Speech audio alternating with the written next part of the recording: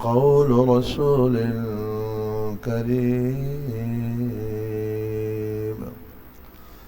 ذي قوة عند ذي العرش مكين مطاع ثم أمين.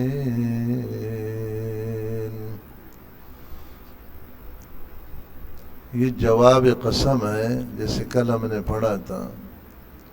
یہ قسمیں اٹھا کر اللہ جل شانہ ارشاد فرماتے ہیں کہ انہو، یقینی طور پر یہ قرآن کریم لقول رسول، یہ لایا ہوا کلام ہے ایک ایسے قاصد کے، کریم ہے جو معزز ہے. اس سے پہلے ستاروں کی اور روز و شب کی قسم کہی گئی تھی. یہاں سے قرآن کریم کی حقانیت اور اس کی عظمت، اس کو بتلانے کے لیے اللہ تعالیٰ وسائط قرآنیہ کی اعلیٰ صفات کا ذکر فرما رہے ہیں. یعنی جن واسطوں سے قرآن کریم ہم تک پہنچا ہے، ان واسطوں کی اعلیٰ صفات کا ذکر فرما رہے ہیں کہ یہ قرآن اتنی باعظمت کلام ہے کہ اس کا لانے والا جبرائیل علیہ السلام جیسا ہے، تمام فرشتوں کے سب سے بڑے ہیں، اعلیٰ صفات کا مالک ہے. اور اس کلام کو جس پر لایا ہے وہ ایسی ہستی ہے کہ تمام کائنات سے بڑے ہیں، یعنی لانے والا افضل الملائکہ ہے، اور جس پر لایا گیا ہے وہ افضل البشر ہے. کیا ہے؟ تو بتاؤ کہ یہ کلام کتنا بڑا کلام ہے. سب سے پہلے جبرائیل علیہ السلام کی 6 صفات کا ذکر ہے. ظاہر ہے کہ جو قاصد ہے، جو پیغامبر ہے، جو رسول ہے، بات کو پہنچانے والا ہے، اس کی بڑی اہمیت ہے بات پہنچانے میں کہ وہ کس درجے کی شخصیت ہے. سب سے پہلی صفت ہے جبرائیل امین کی بیان فرمائی ہے، وہ رسول ہے. رسول عربی میں اس قاصد کو کہتے ہیں کہ جو بھی چیز یا بات اس کو دی جائے، جو بھی پیغام اس کو دیا جائے، بعین ہی انہی الفاظ اور معانی کے ساتھ اس پیغام کو پہنچائے جو اس کو دیا گیا ہے، ذرہ برابر بھی اس میں کمی بیشی نہ کرے. اس کے مقابلے میں ترجمان کا لفظ آتا ہے عربی میں. ترجمان کہتے ہیں کہ دوسرے کا مطلب ادا کرے. ایک آدمی عربی میں بول رہا ہے، دوسرا اس کا اردو میں ترجمہ کر رہا ہے، تو حرف ترجمہ تو نہیں کرے گا نا، وہ مقصد بتا دے گا کہ بھئی عربی صاحب یہ بتا رہا. جبرائیل علیہ السلام ترجمان نہیں ہے، یہ بالکل لکیر کے فقیر جس کو کہتے ہیں نا، جیسے اللہ نے اس کو کہا ویسے وہ کرے گا، ایک نقطہ بھی آگے پیچھے نہیں کرے گا. یہ جو ہے نا رسول کا عربی محاورہ میں ترجمہ ہے. اللہ تعالیٰ یہ فرمانا چاہتے ہیں کہ جس طرح ہم نے ان کو کہا ہے، الفاظ بھی وہی ہے، معانی بھی وہی ہے، ذرہ برابر اس میں کوئی تبدیلی نہیں ہے. دوسری صفت کریم ہے. کریم کے معنی ہے وہ شخصیت جس میں تمام اچھی صفات موجود ہوں، تمام اخلاق حمیدہ کا مالک ہو. حضرات مفسرین رحمہم اللہ فرماتے ہیں لفظ کریم قرآن کریم میں کئی معنی میں آیا ہے. اللہ جل شانہ کے لیے بھی لفظ استعمال ہے، اللہ تعالیٰ کی صفت کریم ہے. مخلوق کے لیے بھی لفظ استعمال ہے، محبوب دو عالم صلی اللہ علیہ وآلہ وسلم کی صفت کریم ہے. فرشتوں کے لیے بھی لفظ استعمال کیا گیا ہے، قرآن کریم کے لیے بھی لفظ استعمال ہوا ہے، عربی محاورہ میں عام شریف لوگوں کو بھی کریم کہتے ہیں، اس میں تھوڑا سا فرق ہے۔ کریم اگر اللہ تعالیٰ کی طرف منسوب ہو تو کریم کا ترجمہ ہوتا ہے وہ احسانات اور انعامات جو بغیر لیاقت اور استعداد کے دیے جائیں۔ ایک تو ہے نا کہ یہ شخص لائق ہے اس کا، کہتے ہیں نا میرٹ پر اس کو دیا ہے، یہ قابل ہے اس کا، یہ نہیں ایسے فری میں قابل ہے یا نہیں ہے، مستحق ہے یا نہیں ہے، اس کو نعمت دینے والا اللہ کی طرف اگر یہ لفظ منسوب ہو تو اس کا یہ مطلب ہے۔ آپ دیکھو اللہ تعالیٰ ہم سب کو کتنی نعمتیں دے رہے ہیں، ہر آدمی خود سوچے کیا ہم ان نعمتوں کے لائق ہے، ان کی حقدار ہے؟ اللہ تعالیٰ نے تو ہمیں بنایا تھا 100% اپنی بندگی کے لیے، کیا ہم کر رہے ہیں؟ کفار تو اللہ کے وجود کو نہیں مانتے، ان کو بھی نعمتیں دے رہا ہے نہیں دے رہا ہے؟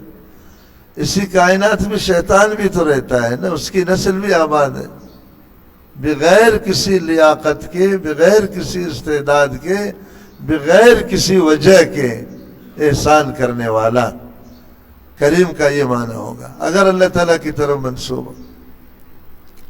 اگر لفظ کریم کسی انسان کی طرف منسوب ہو تو اس کے معنی ہے اعلیٰ درجے کی شرافت رکھنے والا، خواہ شرافت نسب کے اعتبار سے ہو، نسب اعلیٰ ہے، یا شرافت اس کے علم و عمل کے کمال کی وجہ سے ہو، یا اس کی عزت و وجاہت کی وجہ سے ہو، یا اس میں صفات حمیدہ پائے جائے، کوئی بھی شرافت کا سبب ہو۔ بخاری شریف میں حدیث ہے الکریم ابن الکریم ابن الکریم ابن الکریم یوسف بن یعقوب بن اسحاق بن ابراہیم۔ محبوب دو عالم صلی اللہ علیہ وسلم نے 4 دفعہ یہ لفظ استعمال فرمایا۔ اعلیٰ شریف جو بیٹا ہے اعلیٰ شریف کا، وہ بیٹا ہے اعلیٰ شریف کا، وہ بیٹا ہے اعلیٰ شریف کا۔ پھر اس کی تفسیر فرمائی، حضرت یوسف علیہ السلام کریم ہے، یعقوب علیہ السلام کے بیٹے ہیں، وہ بھی کریم ہے، سب پیغمبر ہیں۔ یعقوب علیہ السلام اسحاق علیہ السلام کے بیٹے ہیں، وہ بھی پیغمبر ہیں۔ اسحاق علیہ السلام ابراہیم علیہ السلام کے بیٹے ہیں، وہ بھی، یہ پورا سلسلہ نسب ہی کریموں کا ہے۔ سمجھ میں نہیں آئے؟ اللہ تعالیٰ نے ابراہیم علیہ السلام کو جو شرافت دی ہے کسی کو نہیں دی۔ تمام انبیاء علیہ السلام بنی اسرائیل کے اور محبوب دو عالم صلی اللہ علیہ وسلم وہ بھی ان کے نسل میں ہیں۔ مفسرین کہتے ہیں 4000 سے زائد پیغمبر ابراہیم علیہ السلام کے نسل میں آئے ہیں۔ بعض روایات ہے کہ 10,000 پیغمبر۔ ابراہیم علیہ السلام کی کتنی بڑی شرافت ہے کہ محبوب دو عالم صلی اللہ علیہ وسلم کے آپ جد امجد ہیں، آپ جو ہے نا ابراہیم علیہ السلام کے نسل میں ہیں۔ تو یہ کریم کا لفظ ہے اعلیٰ شرافت کے لیے انسانوں میں استعمال ہوتا ہے۔ محبوب دو عالم صلی اللہ علیہ وسلم کی صفت بھی کریم ہے۔ نمبر 3، لفظ کریم کی نسبت اگر فرشتہ کی طرف ہو، جیسے یہاں پر ہے رسول الکریم، تو اس کے معنی ہوتے ہیں انتہائی عزت والا، با عزت، بزرگی والا۔ چونکہ جبرائیل علیہ السلام تمام فرشتوں کے بڑے ہیں، ان کے استاذ ہیں، اللہ تعالیٰ نے ان کو اتنا اونچا مقام دیا ہے تو یقیناً سب سے زیادہ باعزت ہے۔ نمبر 4، اگر لفظ کریم قرآن کریم کی طرف منسوب ہو، قرآن کی صفت بھی کریم ہے، تو اس کے معنی ہوں گے اعلیٰ درجے کا وہ کلام جو فصاحت و بلاغت کے اس مرتبے پر ہو کہ ساری کائنات اس کے مقابلہ کرنے سے عاجز ہو۔ کلام کریم یعنی ایسا کلام کہ اس جیسا کلام کوئی مخلوق پیش نہ کر سکے۔ قرآن کریم میں یہ چیلنج کئی جگہ ہے، قُلْ لَئِنِ اجْتَمَعَتِ الْإِنسُ وَالْجِنُّ عَلَىٰ أَن يَأْتُوا بِمِثْلِ هَٰذَا الْقُرْآنِ لَا يَأْتُونَ بِمِثْلِهِ وَلَوْ كَانَ بَعْضُهُمْ لِبَعْضٍ ظَهِيرًا سورہ اسراء میں ہے کہ ساری انسانیت اور سارے جنات جمع ہو جائے، ایک دوسرے کی مدد کرے اور اس قرآن جیسا کوئی مثال پیش کرے، نہیں کر سکیں گے۔ بعد میں فرمایا 10 سورت اس جیسے لاؤ، بعد میں فرمایا 10 سورت کو لاؤ، ایک سورت چھوڑو، ایک سورت کو لاؤ۔ سمجھا نہیں سمجھے؟ چھوٹی سے ایک سورت لاؤ۔ ہم تو اجمی لوگ ہیں نا، ہم اس کلام کی طاقت کو نہیں جانتے۔ جو مادری عرب ہے ان کو پتہ ہے کہ قرآن کریم کے اندر کتنی فصاحت اور بلاغت۔ عربوں میں شعر شاعری کا اعلیٰ درجہ ہے، اہتمام ہوتا تھا، بڑا کمال سمجھا جاتا تھا۔ چھوٹے بچوں کی گٹھی میں انہوں نے شعر شاعری ڈالا ہوا تھا، کیونکہ لڑائی کرنے والے لوگ تھے۔ لڑائی میں تلوار سے زیادہ شعر شاعری کام کرتے ہیں، اشعار پڑھتے تھے جوش کے، اپنے دشمنوں کے مقابلے میں طاقت پیدا کرانے کے۔ اس لیے ہر عربی بچے کو کوشش کرتے تھے کہ شاعر ہو، اور اتنے اشعار اپنے جو ہے نا بیت اللہ شریف کے اوپر یہ لٹکاتے تھے۔ کوئی نیا شعر اگر آتا تھا جس کو لٹکایا گیا، دوسرے آ کر اپنے اشعار دیکھتے تھے کہ یار ہمارے شعر کے مقابلے میں یہ زیادہ اعلیٰ درجے کا ہے، تو اپنے وہ کتبے اتار دیتے تھے۔ یہ انصاف تھا ان میں۔ حضرت علی رضی اللہ تعالیٰ عنہ نے سورہ کوثر لکھ کر وہاں لٹکا دیا، اِنَّا أَعْطَيْنَاكَ الْكَوْثَرَ فَصَلِّ لِرَبِّكَ وَانْحَرْ إِنَّ شَانِئَكَ هُوَ الْأَبْتَرُ۔ وہ سینکڑوں کتبے وہاں لگے ہوئے تھے، سب نے اتار دیا۔ حیران ہو گئے یہ کیا ہے؟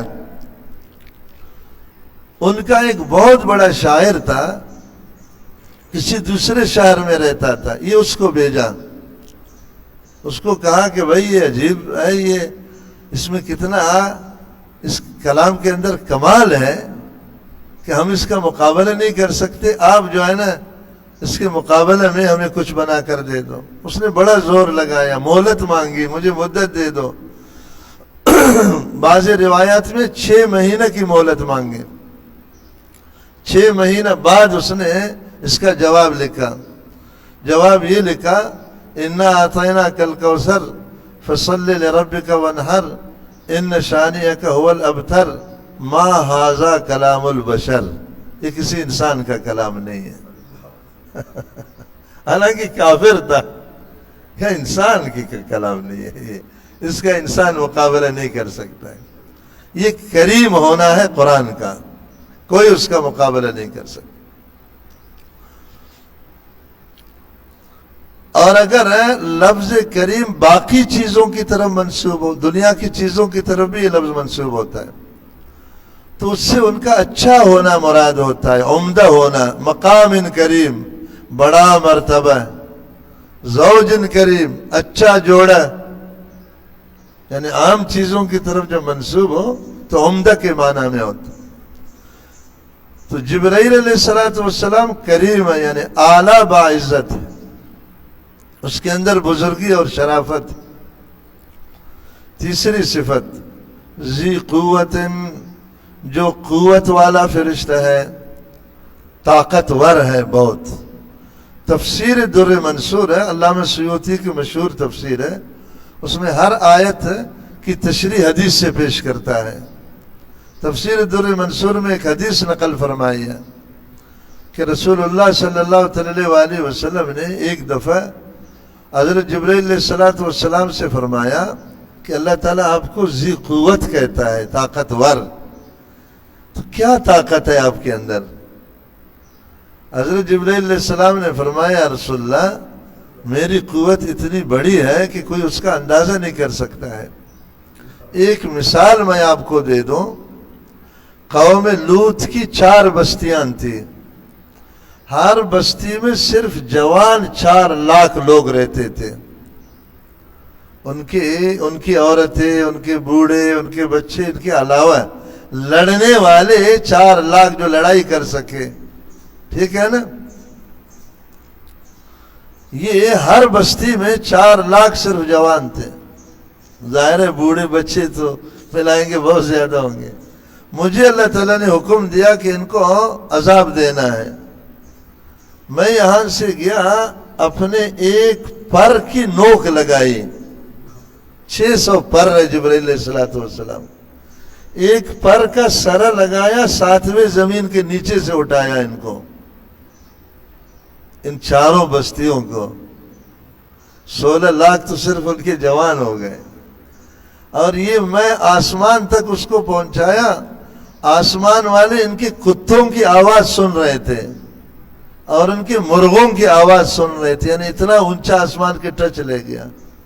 پھر اللہ تعالیٰ کے حکم سے وہاں سے میں نے پٹک دیا زمین پر. تو اتنا بڑا سسٹم 7 زمینوں کا, ظاہر ہے وہ انسان اکیلے تو نہیں ہوں گے, ان کی چیزیں بھی ہوں گی, ان کے گھر ہوں گے, ان کے سامان ہوں گے, اور وہ بھی پورا پر نہیں لگایا, پر کا نوک لگایا. اس سے میں نے ان کو جو ہے نا آسمان تک لے گیا. بعض روایات میں ہے کہ قوم سمود کا جو عذاب ہے وہ جبرائیل علیہ السلام کے ذریعے آیا. وہ یہ ہوا کہ جبرائیل علیہ السلام نے صرف ایک چیخ لگائی, سب مر گئے. اللہ تعالیٰ نے آواز میں اتنی طاقت دی ہے کہ اس کی چیخ سے, بعض روایات میں ہے کہ آدمی اپنے آنکھ کو جھپک لینا, ایسا اتنی دیر میں زمین سے آسمان میں جبرائیل پہنچتے ہیں. اور آپ کو پتہ ہے زمین آسمان کا فاصلہ کتنا زیادہ ہے؟ 500 سال روشنی کا سفر. یہ تو حدیث میں ہے. بجلی کی کڑک جو روشنی ہے نا, اس طرح تیز کوئی چیز چلے روشنی کے سفر سے کتنے سال لگیں گے؟ ابھی سائنس کہتی ہے روشنی کی سفر 1 سیکنڈ میں 3.5 لاکھ کلومیٹر ہے. 1 سیکنڈ میں کتنا ہے؟ سیکنڈ میں 3.5 لاکھ. اور یہ 500 سال اس طرح سفر کرے. کوئی حساب کر سکتا ہے اس کو؟ ہاں, 1 منٹ کا حساب کر کے دے دو, جو ہے نا 500 سال کو چھوڑو یار. 1 سیکنڈ میں 3.5 لاکھ کلومیٹر, تو 2 سیکنڈ ملائیں گے 7 لاکھ ہو جائیں گے. اس طرح ضرب دے دو, اس طرح ضرب دے دے کر 500 کو پورا کرو. 500 میل کی مسافت روشنی کی رفتار سے. یہ جبرائیل علیہ السلام پلک جھپکنے میں اس کو جو ہے نا اس مسافت کو طے کرتا ہے. اللہ تعالیٰ نے اتنی طاقت دی ہوئی. جب ایک فرشتے کی اتنی طاقت ہے تو اللہ تعالیٰ کی اپنی کیا طاقت. سمجھ میں نہیں آئی بات؟ اس سے خود اندازہ لگانا چاہیے. ذی قوت, طاقتور ہے وہ فرشتہ. سورۃ النجم میں ہے شدید القوی ذو مرۃ فاستوی. پیغمبر کو یہ قرآن ایک بہت طاقتور اور مضبوط فرشتے نے سکھایا ہے. بہت طاقتور ہے اور انتہائی مضبوط ہے, اس نے سکھایا ہے. فاستوی کا معنی اپنی اصلی صورت میں سیدھا اور نمایاں ہو کر ظاہر ہوا. آگے آئے گا. محبوب دو عالم صلی اللہ علیہ وسلم نے جبرائیل علیہ السلام کو 2 دفعہ اپنی اصلی شکل میں دیکھا ہے. حضور نہیں دیکھ سکے, بے ہوش ہو کر گر گئے. یعنی اتنی بڑی شکل, اتنی بڑی جسامت, اور جو ہے نا اتنی بڑی طاقت کے ساتھ. یہ صفت کے بیان کرنے کا اصل مقصد یہ ہے کہ دیکھو یہ اتنا طاقتور فرشتہ ہے, تو آپ خود بتاؤ شیطان دخل اندازی کر سکتا ہے اس کے کام میں؟ یہ لوگ کہتے تھے نا کہ شیطان الیاذ باللہ جو ہے نا محبوب دو عالم صلی اللہ علیہ وسلم کو باتیں بتاتا ہے, کیونکہ شیطان کو عرب بھی مانتے تھے. تو اللہ تعالیٰ فرماتے ہیں اتنے طاقتور جو ہے نا فرشتے کے پاس شیطان کے آنے کی طاقت ہے کہ وہ اس کے پاس آ جائے اور خلل ڈالے. 4تھی صفت عند ذی العرش مکین, جس کا عرش والے کے پاس بڑا رتبہ ہے. مقربین میں سے ہے, کوئی عام شخصیت نہیں ہے. مقربین بارگاہ الہی, اس کے قرب کا حال یہ کہ بلا واسطہ اللہ تعالیٰ کا کلام سنتے ہیں. دیکھو بلا واسطہ تو اللہ تعالیٰ نے صرف موسیٰ علیہ السلام سے کلام کیا اور معراج میں محبوب عالم صلی اللہ علیہ وسلم سے کلام فرمایا. باقی تو تمام انبیاء علیہ السلام سے گفتگو بھی بالواسطہ ہے. جبرائیل علیہ السلام سے بلا واسطہ اللہ تعالیٰ کلام فرماتے. پھر وہ ایسی شخصیت ہے کہ اللہ تعالیٰ نے تمام فرشتوں کے مقابلے میں اپنا کلام پہنچانے کے لیے صرف اس کو منتخب کیا. یہ 45,000 دفعہ حضور پر وحی لائے ہیں اس فرشتے نے. یہ محدثین نے لکھا ہے. کتنی دفعہ؟ 45,000 بار جبرائیل علیہ السلام تشریف لائے ہیں حضور پر وحی لانے کے لیے آپ کے دور نبوت میں. اتنا اعتماد کہ اس کے علاوہ کسی فرشتے کو یہ کام نہیں دیا گیا. یہ ہے عند ذی العرش، عرش والے کے پاس مکین بڑا رتبہ والا ہے. مکین کا معنی کیا ہو گیا؟ اس کا بڑا رتبہ ہے، بڑا عزت. مطاع، یہ 5ویں صفت، وہاں اس کی بات مانی جاتی ہے. یعنی آسمان کے تمام فرشتے اس کے ماتحت ہونے کی وجہ سے اس کی بات کو مانتے ہیں. معراج کی حدیث میں ہے کہ جس آسمان پر پہنچتے تھے محبوب عالم صلی اللہ علیہ وسلم کے ساتھ فرشتے کہاں چھوڑے کسی کو. کہتے تھے دروازہ کھولو، فرشتہ فوراً دروازہ کھول دیتے تھے. کیا کرتے تھے؟ پھر پوچھتے تھے کون ہے؟ وہ کہتا تھا میں جبرائیل ہوں. تو تمہارے ساتھ کون ہے؟ کہ حضرت محمد صلی اللہ علیہ وسلم ہے. تو جبرائیل کے لیے دروازہ کھل گیا، حضور اوپر تشریف لے گئے آخر تک. پھر جنت کا جو داروغہ ہے رضوان، اس کو جبرائیل علیہ السلام نے کہا کہ جنت کھولو، حضور کو دکھاؤ. تو اس نے جنت کھولا جبرائیل کے حکم پر، اور جو ہے نا پوری جنت کی سیر اللہ کے رسول صلی اللہ علیہ وسلم کو کرائی. پھر مالک کے پاس گئے جو دوزخ کا داروغہ ہے، منتظم ہے. کہا کہ دوزخ کو کھول کر حضور کو دکھاؤں. تو دوزخ کو بھی حضور نے وہاں دیکھا. دیکھو ہر جگہ جبرائیل کا حکم چل رہا ہے. مطاعن، اس کی بات مانی جاتی ہے. یعنی فرشتوں میں سب سے بڑے فرشتے ہیں. قرآن کریم میں ہے کہ اللہ جل شانہ جب کوئی آرڈر دیتے ہیں، تکوینی آرڈر کہ دنیا میں یہ کرنا ہے، یہ نہیں کرنا ہے، اس کو جو ہے نا اٹھانا ہے، اس کو گرانا ہے، اس کو کامیاب کرنا ہے، اس کو ناکام کرنا ہے، اس کو فتح دینا ہے، اس کو شکست دینا ہے، سب سے پہلے یہ آرڈر جبرائیل علیہ السلام سنتے ہیں. اور نیچے کے فرشتے جو ہے نا اس آواز کے روب سے بالکل بے ہوشی میں چلے جاتے ہیں. اس آواز کا اتنا پاور ہے. پھر بعد میں جبرائیل علیہ السلام سے پوچھتے ہیں کہ یہ کیا حکم ہوا؟ جبرائیل علیہ السلام فرماتے ہیں جو حکم ہوا صحیح حکم ہوا، ہمیں اس پر چلنا ہے. سمجھ میں نہیں یہ بات؟ قال الحق، قرآن کے الفاظ. قالوا ماذا قال ربنا، فرشتے کہیں گے ہمارے رب نے کیا کہا؟ جبرائیل علیہ السلام فرمائیں گے حق کہا، جو کہا صحیح کہا. پھر یہ حکم جبرائیل علیہ السلام اپنے لوگوں کو دے دیتے ہیں. پھر زمین پر وہ احکامات جاری ہوتے ہیں. یہاں کوئی کام خود نہیں ہوتا، ہر کام ایک اصول کے تحت ہے، اللہ تعالیٰ کے ارادے سے. مسلم شریف کی روایت ہے، جو آدمی بہت زیادہ قرآن حدیث کی خدمت کرتا ہے، ان پر عمل کرتا ہے، دین پر چلتا ہے، اللہ تعالیٰ جبرائیل علیہ السلام کو بلاتے ہیں. فرماتے ہیں وہ فلان بن فلان، فلان کا بیٹا جو فلان جگہ میں رہتا ہے، میں اس سے محبت کرتا ہوں. کیا کرتا ہوں؟ جبرائیل علیہ السلام کہیں گے اللہ تعالیٰ جس سے تو محبت کرتا ہے اس سے میں بھی محبت کرتا ہوں. پھر یہ آ کر 7ویں آسمان میں اعلان کرتا ہے جبرائیل علیہ السلام. پھر یہ اعلان 6ٹھے آسمان میں ہوتا ہے، اب پہلے آسمان تک، کہ بھئی فلان بن فلان سے اللہ تعالیٰ اور جبرائیل علیہ السلام محبت کرتے ہیں. پھر یہ جو فرشتے اعمال والے آتے ہیں نا، ابھی فجر کی نماز کے بعد اعمال لے جاتے ہیں، پھر عصر کی نماز کے بعد اعمال لے جاتے ہیں روزانہ. یہ فرشتے آ کر کے فاسق لوگوں کے کان میں کہتے ہیں اس سے ہوشیار رہنا. آپ تجربہ کرو، جو اللہ والے لوگ ہیں ان کا رعب ہوتا ہے لوگوں کے اوپر، آپ تجربہ کرو. ہم خود کبھی جاتے ہیں کسی اپنے اکابر میں سے کسی کے پاس، ہم جیسے گناہگار لوگ جو ہے نا ان کے دیکھنے سے خوف آتا ہے.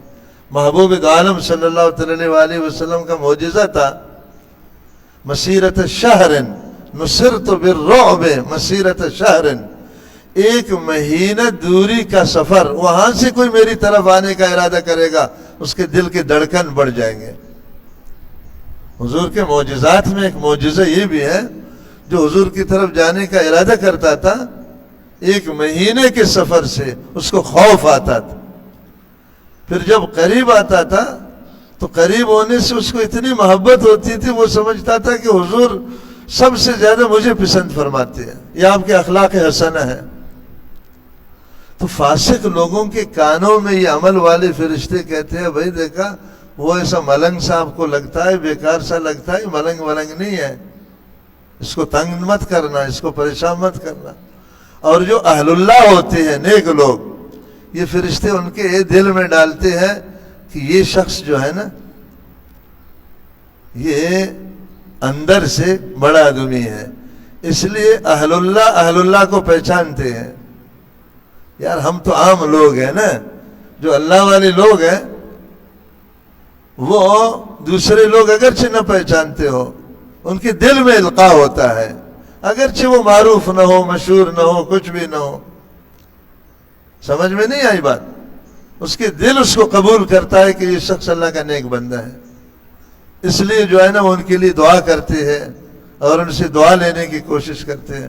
یہ حاجی صاحب اصل عزت ہے، اصل مقبولیت. چار جو ہے نا لوگوں کے سامنے عزت، 4 ٹکے کی عزت، 4 دن کی عزت، اس کی حیثیت کیا ہے؟ حضرت قاری طیب صاحب رحمۃ اللہ علیہ فرماتے تھے کہ دنیا کی عزت کا مطلب کیا ہے کہ میں ادھر بیٹھا ہوا ہوں، میرے گلے میں پھولوں کا ہار ڈال دو، میں عزت والا ہو گیا. دنیا کی بے عزتی کا مطلب کیا ہے؟ یہ پھول کا ہار نکالو، جوتیوں کا ہار ڈالو میری گردن میں، تو میں بے عزت ہو گیا.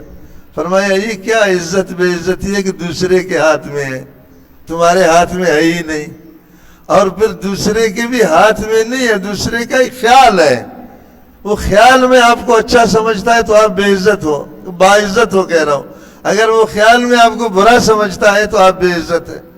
فرمایا شریف لوگ ایسی عزت پر لعنت بھیجتے ہیں جو دوسرے کے ہاتھ میں ہے اور ہے خیالی، حقیقی چیز بھی نہیں ہے. اصل عزت وہی ہے جو جبرائیل علیہ السلام کو بتلائی جاتی، اور وہ عزت تقویٰ سے حاصل ہوتی. 5ویں صفت سمع امین، وہاں پر وہ امانت دار سمجھا جاتا ہے. سمع کا تعلق مطاع اور امین دونوں سے ہے.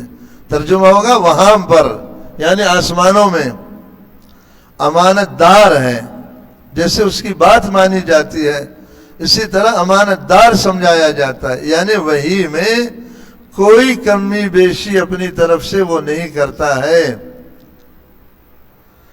یہ اس لیے فرمایا کہ اللہ تعالیٰ اور آسمانوں کے فرشتے جب اس کو امانت دار سمجھتے ہیں، اس پر اعتماد کرتے ہیں، تو بتاؤ کہ یہ کتنا ناپ تول کر کے اس کام کو پورا پہنچائے گا. یہ اس لیے فرما رہے ہیں کہ کئی عرب کہتے تھے کیا پتہ ہے جبرائیل علیہ السلام عرش سے ادھر وحی کو لاتا ہے، کتنا بڑا فاصلہ ہے، بیچ میں جو ہے نا کوئی گڑبڑ ہو جائے.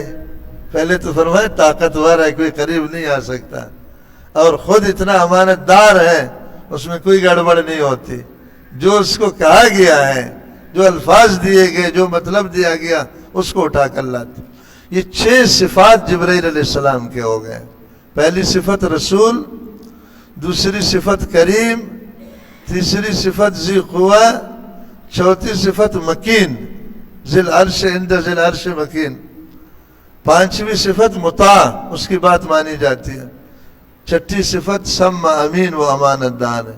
آگے محبوب دو عالم صلی اللہ علیہ وآلہ وسلم کی صفات بیان ہوں کہ جبرائیل اس طرح کا جبرائیل ہے. آگے بتائیں گے کہ اللہ کے رسول کس طرح کے اللہ کے رسول ہے صلی اللہ علیہ وآلہ وسلم. تو لانے والا جبرائیل، سننے والا اللہ کا رسول. تو بتاؤ یہ قرآن کتنی بڑی چیز ہے. ہاں، اللہ تعالیٰ قرآن کی عظمت کو بیان کرتے ہیں. اب میں اپنے دل سے پوچھتا ہوں، آپ اپنے دل سے پوچھو کہ ہم نے قرآن کا حق ادا کیا ہے؟ ہاں، ہم تو اس کے الفاظ کو بھی صحیح نہیں جانتے، اس کے معنی کی کوشش نہیں کرتے، اس کی تفسیر کی کوشش نہیں کرتے، اس پر عمل کی کوشش نہیں کرتے، دوسروں تک پہنچانے کی کوشش نہیں کرتے. حالانکہ یہ سارے قرآن کے حقوق. حق ادا نہ کیا، خدا نخواستہ القرآن حجت لک او علیک حدیث میں ہے. قرآن کسی کے حق میں گواہی دے گا، کسی کے خلاف گواہی دے گا.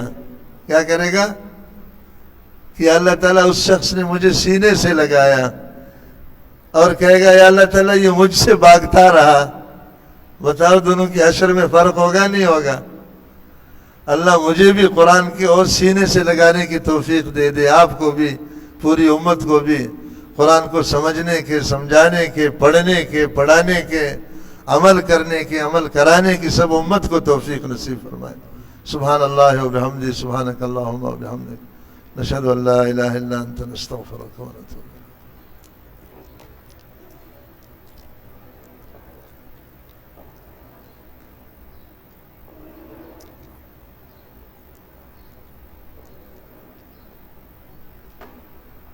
ٹائم ہو گیا.